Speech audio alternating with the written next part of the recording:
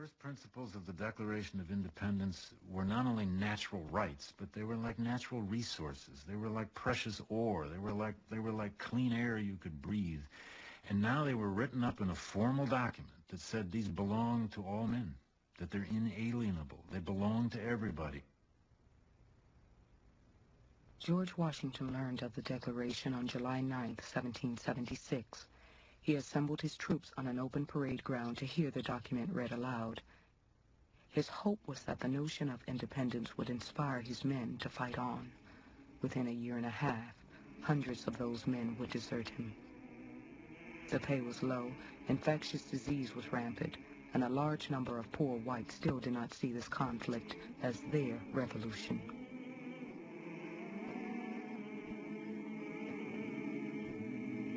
At the end of 1777, George Washington went to his winter camp at Valley Forge with 23,000 men. By March, only 18,000 remained. In early 1778, a reluctant but desperate Washington endorsed a plan to raise a regiment of free blacks and slaves in Rhode Island. Congress approved. For slaves, freedom was the prize.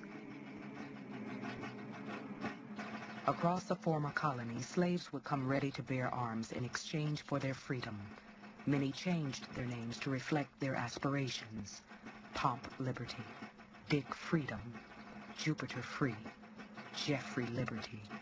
In all, some 5,000 black soldiers would serve alongside whites in America's Army and Navy.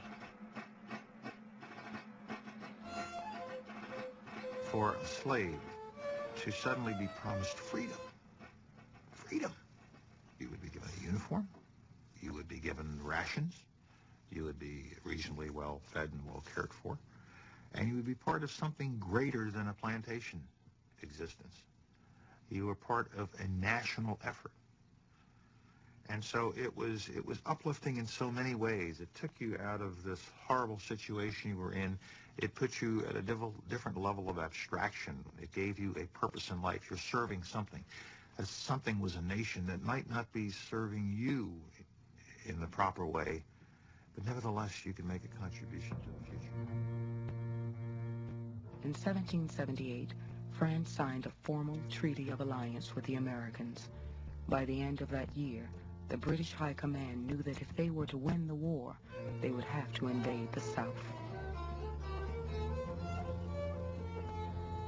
They began in Georgia and moved up the coast to Charleston, South Carolina.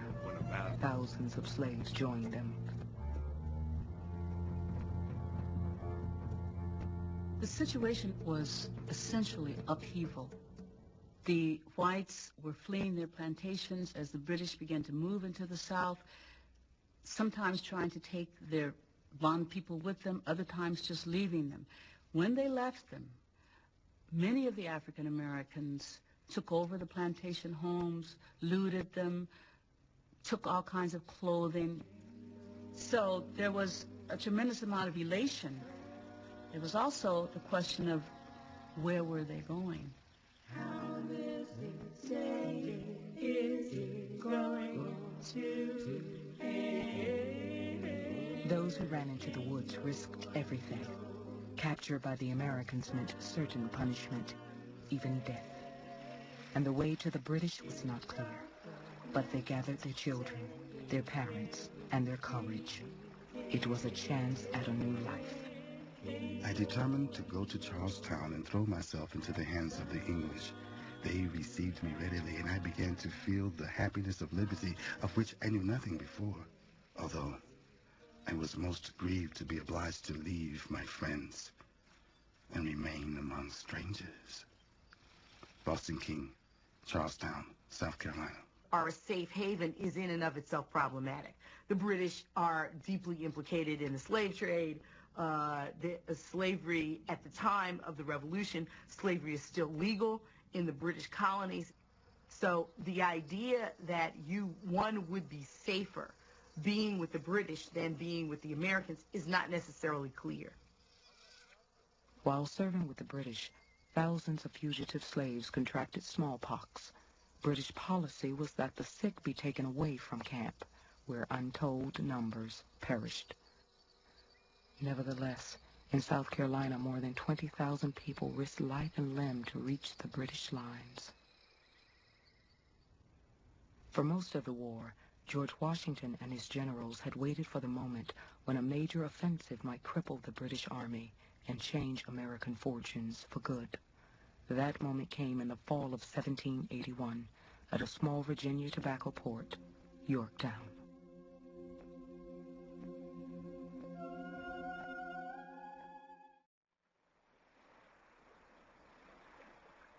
The years following the war were times of unrest and uncertainty. Slave owners in the Deep South sought to recover wartime losses by importing African slaves at an ever-increasing rate. Angry war veterans protested in public for moratoriums on their debts and equal distribution of the land. Individual states took up arms against each other in border disputes, and there was constant speculation about splitting the new nation up into 13 separate countries. In 1787, representatives from 12 of the 13 states met in Philadelphia, Pennsylvania, for a constitutional convention. They were there to restore order to a nation in turmoil. George Washington was summoned from his Virginia plantation to preside over the convention. By the end of the Revolution, Washington is the revolution to a lot of people. He has an enormous amount of pride in the revolution and knows that it is far from being complete, knows from his study of history that very easily a counter-revolution could take place and they would lose all they had fought for.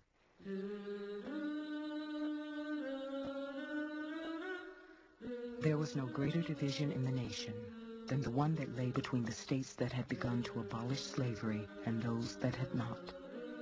In 1780, Pennsylvania lawmakers ruled that in keeping with the Revolution's principles of equality, they would extend their freedom to others. As a result, all black children born in Pennsylvania from that year forward were to be freed at age 28. In 1783, Massachusetts outlawed slavery entirely, based on a state constitution that declared all men are born free and equal. Connecticut and Rhode Island soon followed with gradual emancipation acts.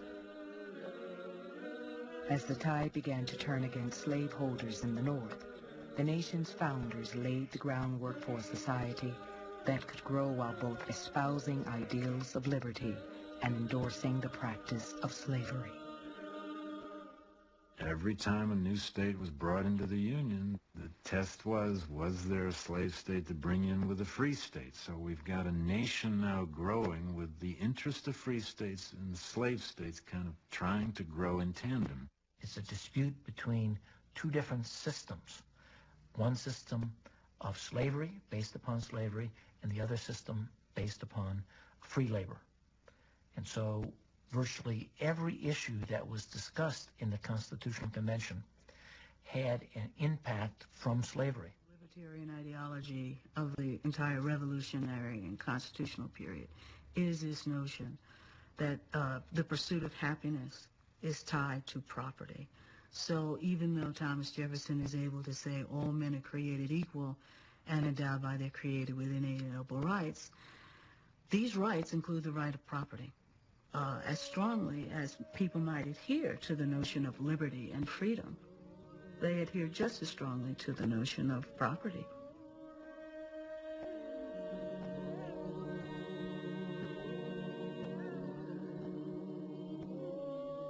In the course of 6 months, the 55 delegates drafted the foundation of American law and government. Neither the word slave nor slavery appear in the Constitution, but the fate of enslaved men, women, and children was carefully inscribed within its pages. The U.S. Constitution prevented Congress from voting to end the African slave trade for a minimum of 20 years. Free states were required by law to return fugitives to the slave states, and slave states were permitted to count 3/5 of their slave population in determining the number of representatives they would send to Congress. Slaveholders won an enormous political victory. Owning slaves would be part of the American freedom, and in the process, a union was forged. The federal Constitution was ratified in 1788. The following year, George Washington was sworn in as the nation's first president. During the course of his 2 administrations, Washington, like a growing number of Americans, began to feel that slavery was evil and an unsound economic system for the future. Yet he kept his thoughts confined to private correspondence with close friends and never took a public stand against slavery. During his presidency, he and his wife owned 317 human beings.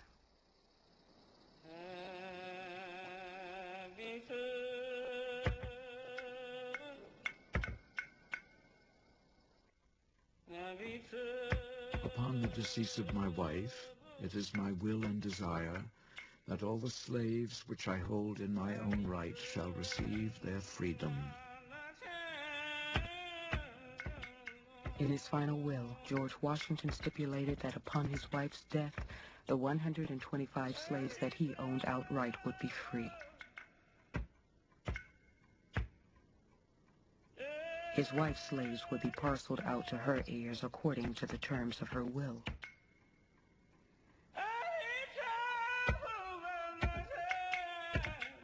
He had sought to reconcile in death what he could not come to terms with in life.